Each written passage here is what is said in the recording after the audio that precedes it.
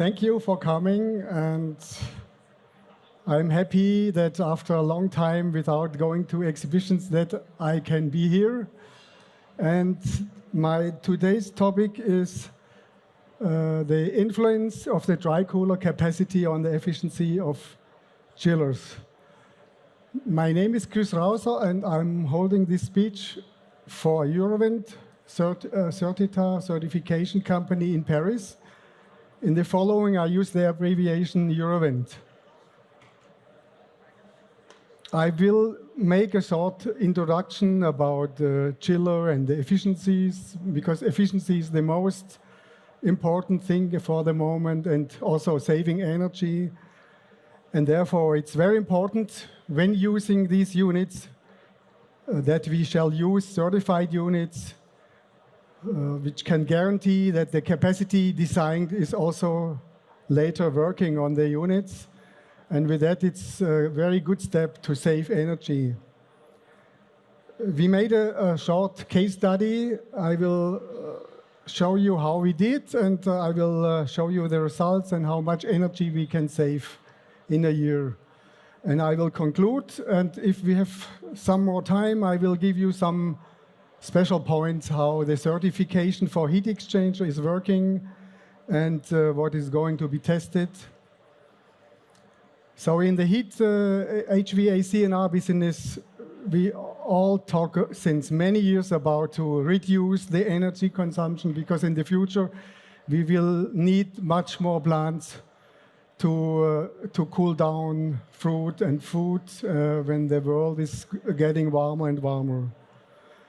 And when using, for example, a certified chiller with a very good efficiency, with a separately installed condenser or dry cooler, it is necessary to use also a certified product in order to guarantee the design capacity of the chiller.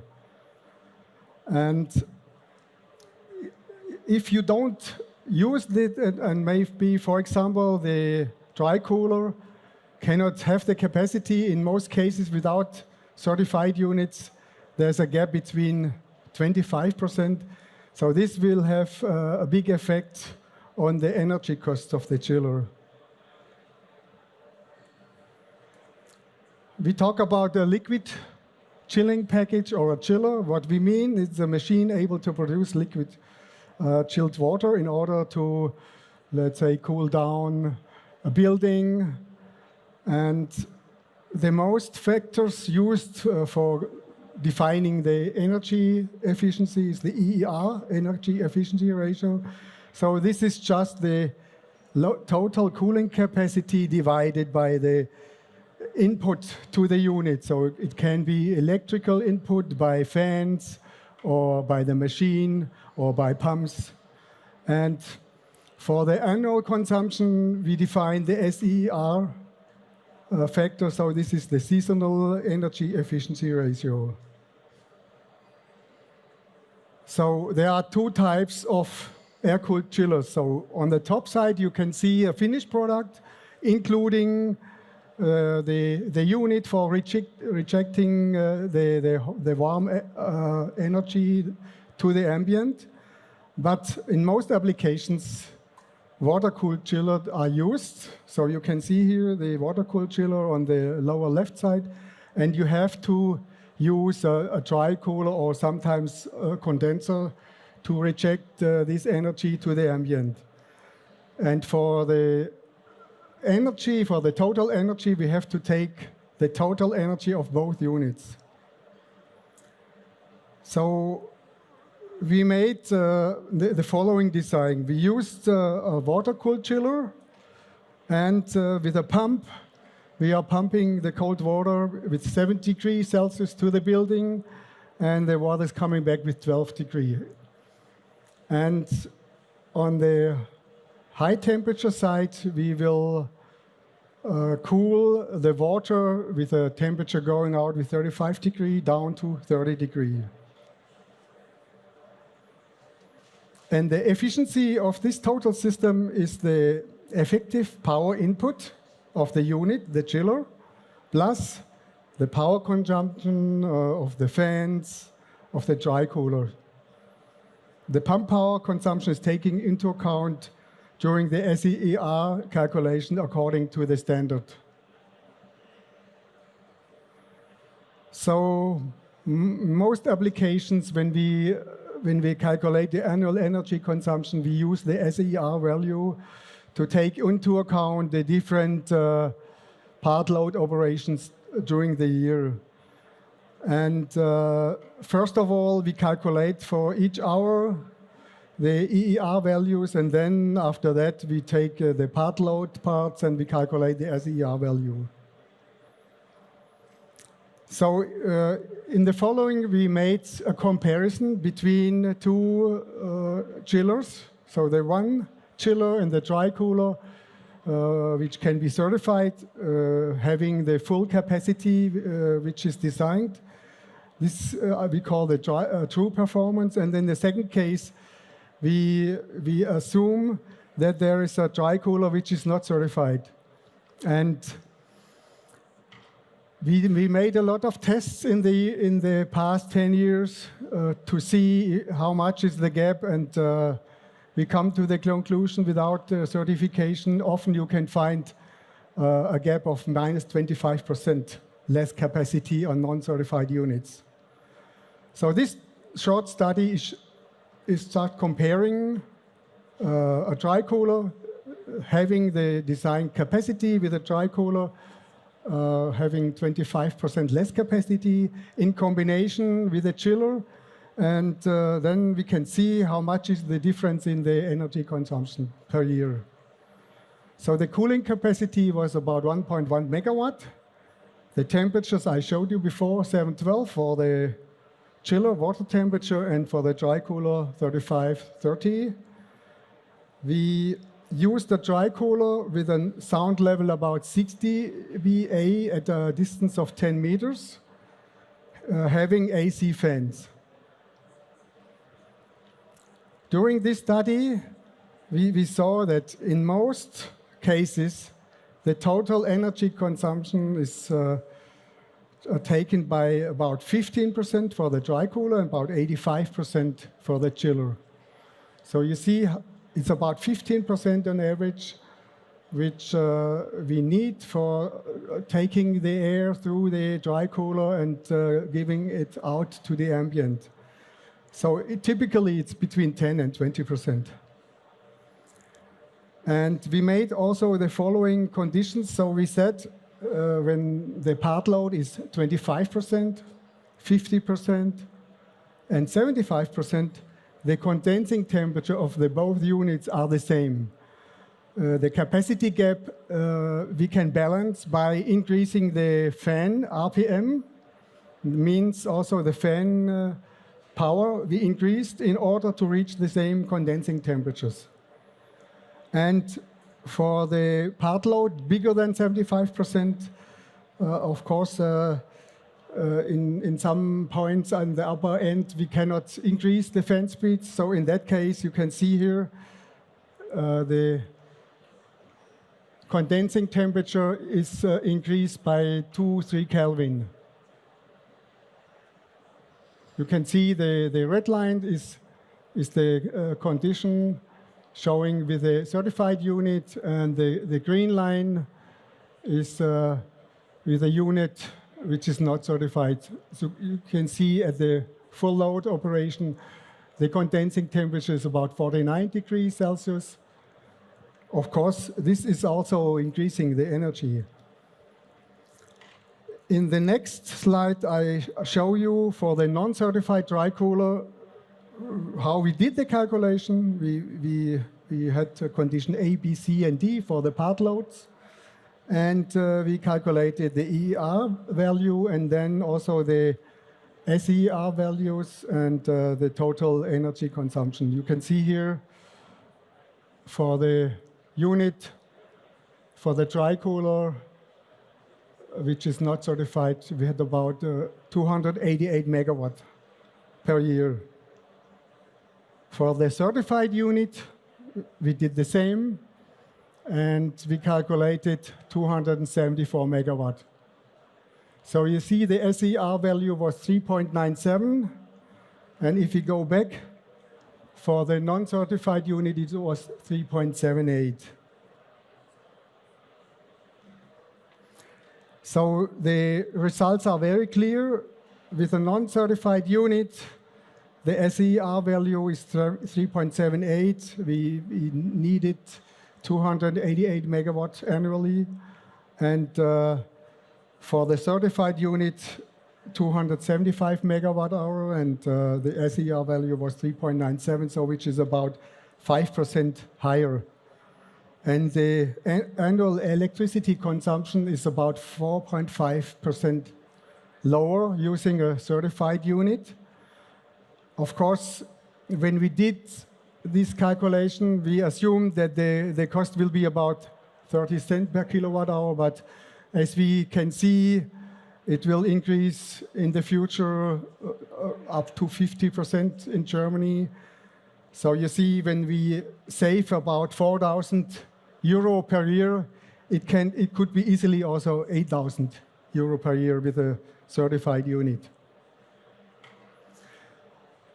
The second point is not only that the energy consumption is much higher when we use non-certified units, but for example, if we have a very efficient chiller and we combine this efficient chiller with a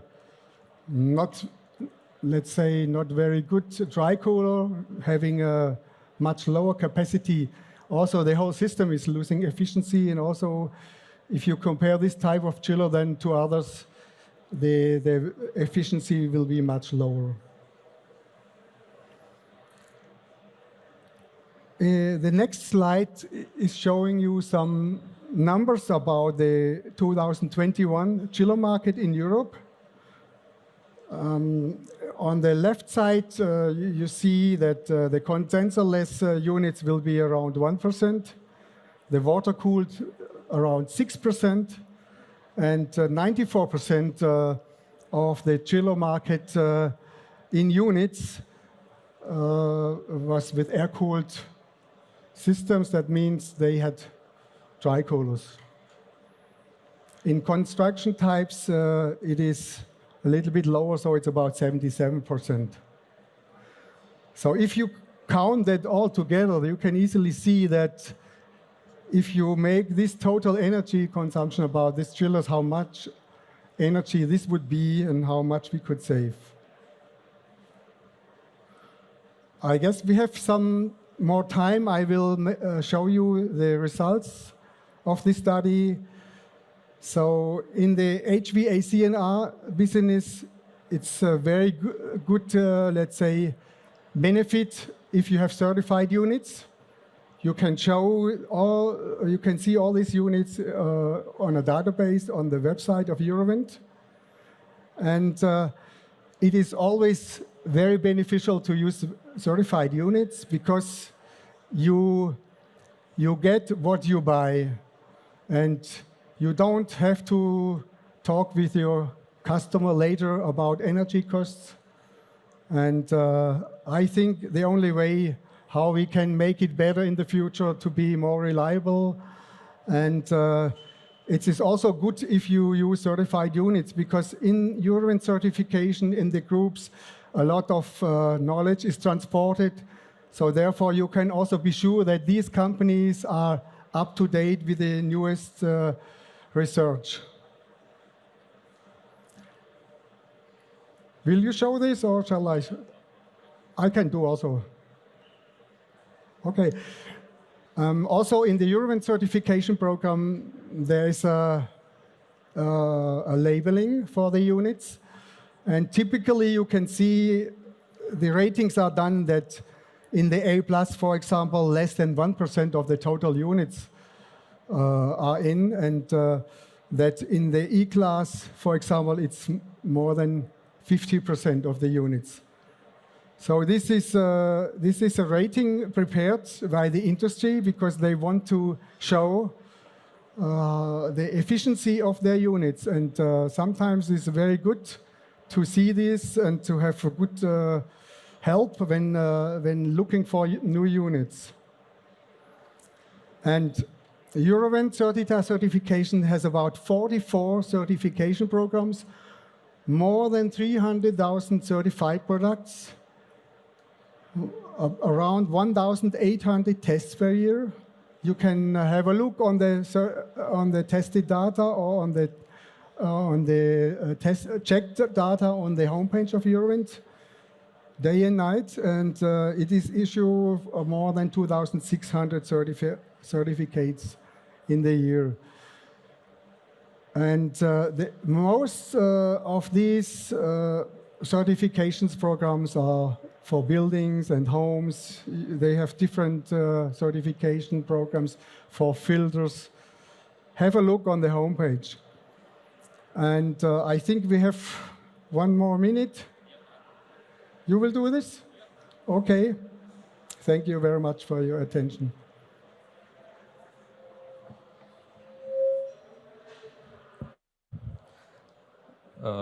Thank you, Mr. Rauser, for the presentation.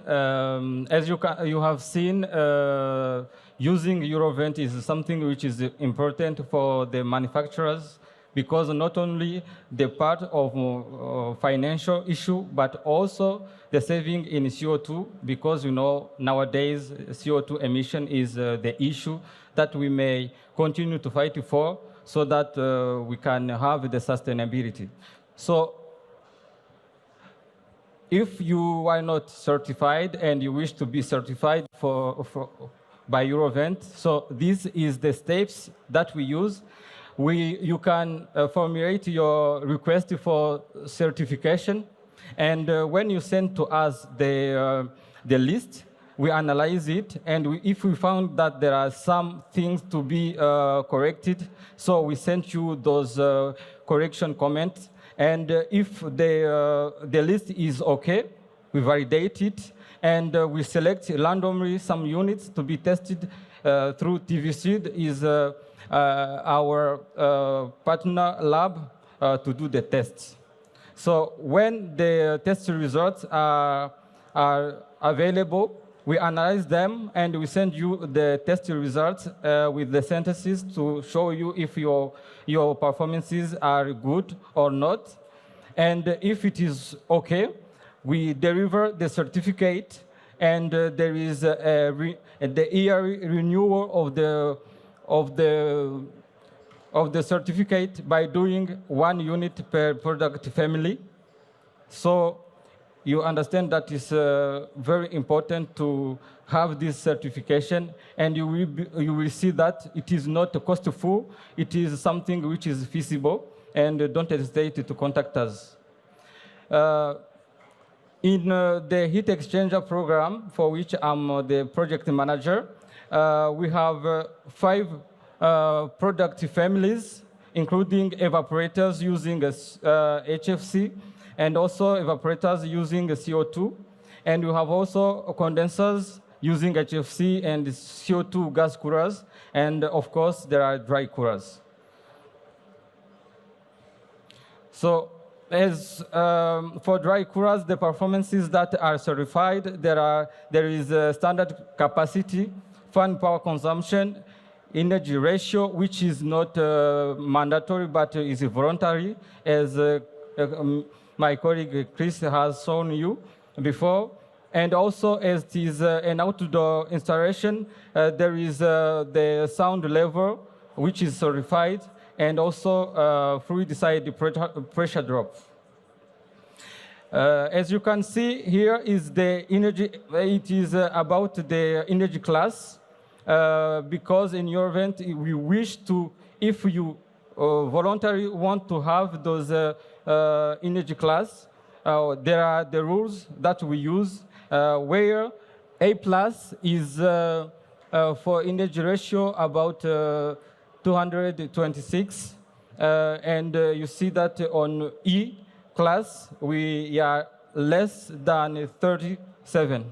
So you can see that we make more efforts to ensure that the performances that are required are really the real values that the manufacturer is claiming. And this, we know that it will have an impact, a good impact to the end user, who will have a unity really with the performances which are true.